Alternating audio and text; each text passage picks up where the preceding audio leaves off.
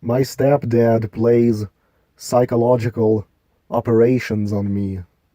In fact, my entire family is versed in aspects of psychological warfare, whether they realize it or not, and has used psychological warfare tactics against me my entire life in a detrimental manner that made me into a psychological wreck. It may not be because they actively sought the knowledge, but rather because a certain tribe that runs everything actually instills it through their media into the minds of the people. People they privately refer to as animals. My stepdad has transformed the task of buying a new dog into something that appears almost insurmountable. He can't buy a puppy, it has to be a full-grown dog for some reason. He also won't take my money to buy a puppy.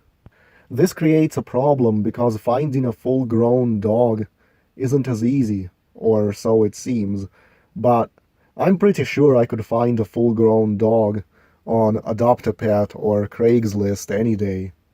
Supposedly he went to a kennel and tried adopting a dog, but they gave it away to someone else before he got there. That was a psychological operation, a fictitious snag. There was no kennel visit, and there was never any dog to begin with.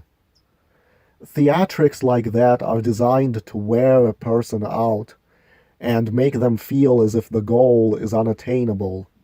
And it's not that the goal is unattainable by some malicious design, but rather it's because of circumstances that are out of anyone's control.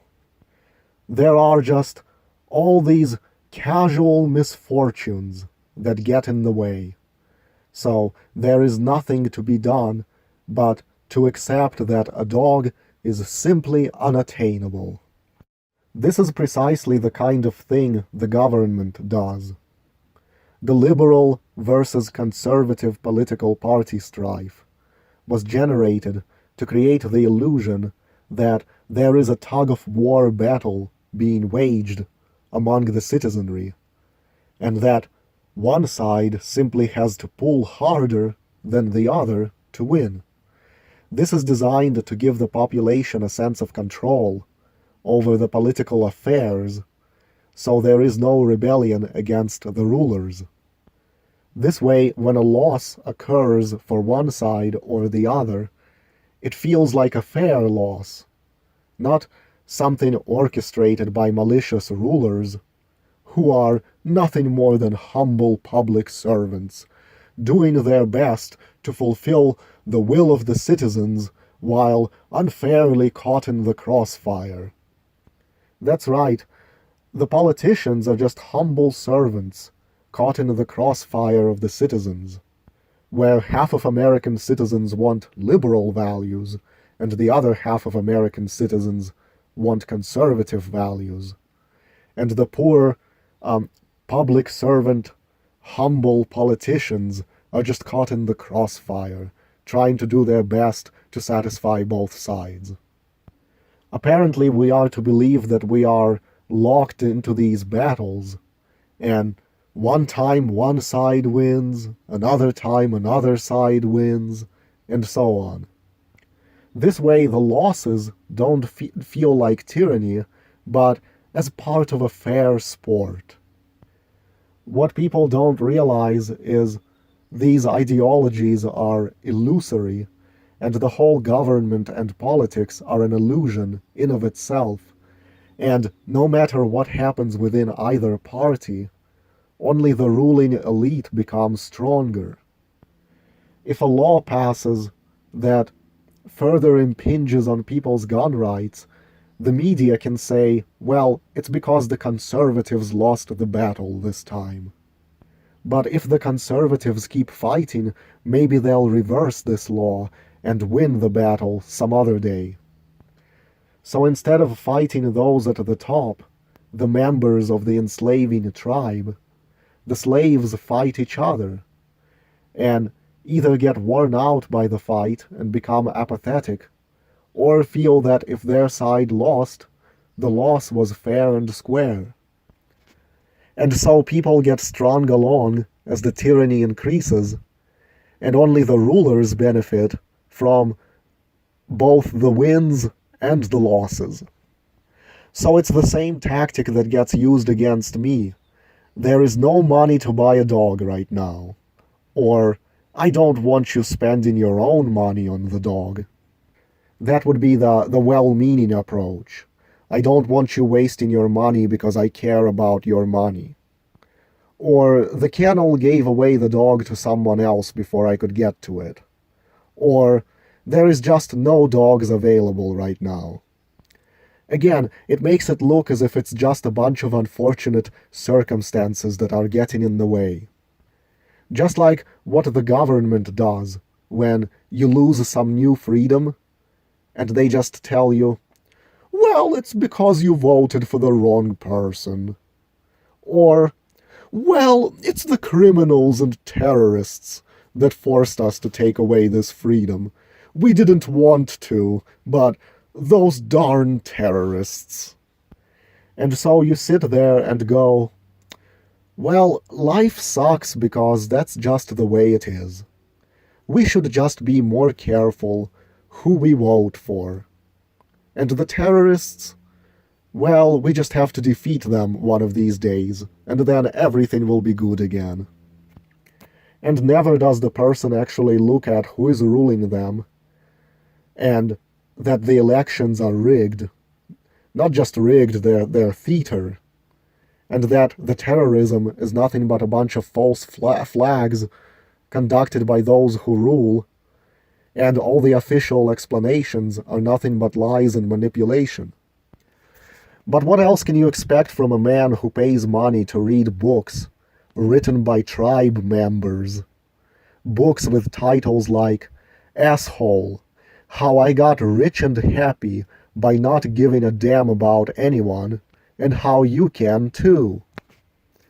A book written by a man with a tribe member last name. Oh, I'm sure he's a good and wise man.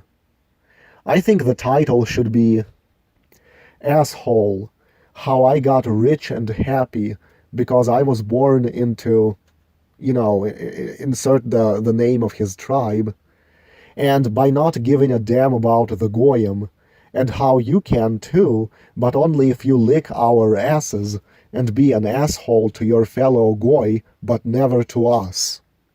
See, now a huge ridiculous title like that would summarize reality a whole lot better, wouldn't it? Or what about books with titles like The Virtue of Selfishness by Ayn Rand, or rather Miss Alisa Rosenbaum? Nice tribe member last name there, Rosenbaum. He also buys books on psychological manipulation with tactics that I'm sure are taken straight out of the hive mind of the tribe. My mother too has used the tribe's psychological warfare teachings against me. She grew up in the utmost clutches of the tribe's tyranny and propaganda. In the public school that she attended, she was very likely inundated with feminist propaganda. This was done so the ruling elite could destroy the family unit, creating mentally ill people who would serve the state. Now, to be a feminist, you don't have to actually run around calling yourself a feminist or attending feminist rallies. Instead, it's about attaining a certain mindset, one that you might not even be aware of, one that feels totally natural to have that you'd never even think to label as feminism or to question. She would have been taught that patriarchy is any time a man criticizes you in any way, any time a man doesn't agree with you on something, or any time a man refuses to do something you ask. It does not matter if the criticism is valid, and the man would have applied the same criticism to another man. When this criticism is directed at a woman by a man, the man is only doing it because he's a chauvinist. Such a man must be abandoned. You're better off as a single mother raising a child on your own with the help of the state. The man must be seen as a betrayer. Another way to manipulate a man is to irritate him with long, nagging speeches. It is not against the law to nag at someone and wear them down psychologically until the man gives in to your demands. If the man gets mad and hits you for it, then as a woman you have just won the lottery. You're just talking. If he yells at you to shut up, then he appears unhinged while you look like a victim of spousal abuse by a mean husband. You're just talking. If he hits you, then he looks like an unhinged abuser. He can't call upon men with guns in the government to stop you from talking. But you can summon men with guns against him if he physically tries to restrain you into shutting up because you are annoying. This is the kind of psychological warfare crap that I bet has been conceived at the Frankfurt School of Critical Theory and the Tavistock Institute of Human Relations. Now, my stepdad isn't just doing this to be an asshole. He feels morally obligated not to subject a random dog to be the pet of someone like me, who is mentally unhinged. Also, subjecting that dog to a potential death from a rattlesnake bite. Also, my stepdad is going to die of old age within a year or two, so any dog we get is going to outlive him. At that point, there will be no one left to take care of the dog, and I can't get a job. Most likely that will cause me to resort to killing that dog and eating it in order to delay starvation. Of course, I'm a person who chooses to ignore such a reality because I don't want these factors to determine my present-day happiness. These factors are out of my control, that were generated by evil rulers, and I don't want them determining whether I can have a dog or not. So what is better, the cautious, pragmatic approach that accepts reality and accepts the unfairness of life, or my approach, which ignores reality and is arrogant and delusional, where I basically delusionally say that I will not let these problems determine my life, and I'm just going to pretend they don't exist. He also borrowed $900 from me that he does not intend on paying back or using any of it to buy a dog because I have expressed a Bolshevik streak in one of my videos where I expressed delight in forcibly wasting a rich person's money. Well, if you are against capitalism, if you are against the philosophy of Alisa Rosenbaum, if you are against the philosophies of a mustachioed tribe member named John Stossel, then why should I pay you back your money? Maybe I'll just be the kind of thief that you want to be. He is also afraid that what happens if his customers find that video?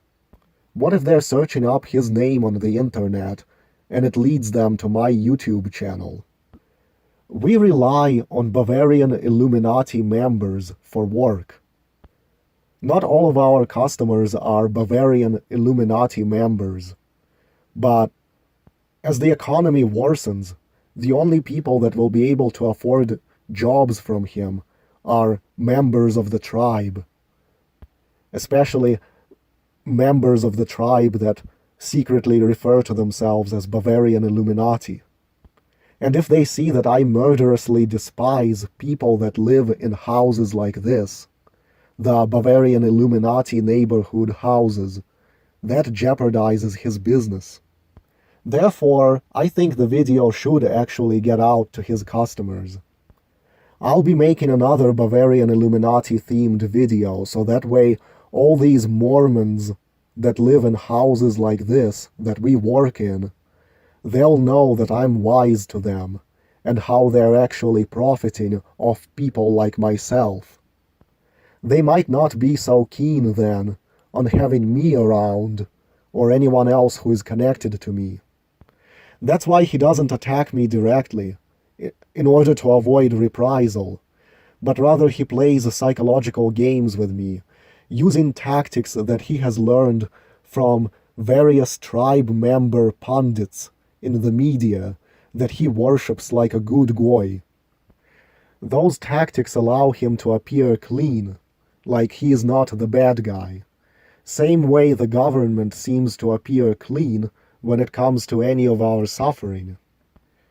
You see how psychologically dysfunctional we all are? And the tribe is laughing at it all, laughing at how we are infected with their mind viruses. These psychological warfare tactics by my family only work against me because the tribe, from birth, has forced me into a position of helplessness, such as inflicting autism on me through vaccines, such as making the world appear scary and unwelcoming. This way it leaves me dependent on the mercy of others, and therefore vulnerable to their tyranny and manipulations.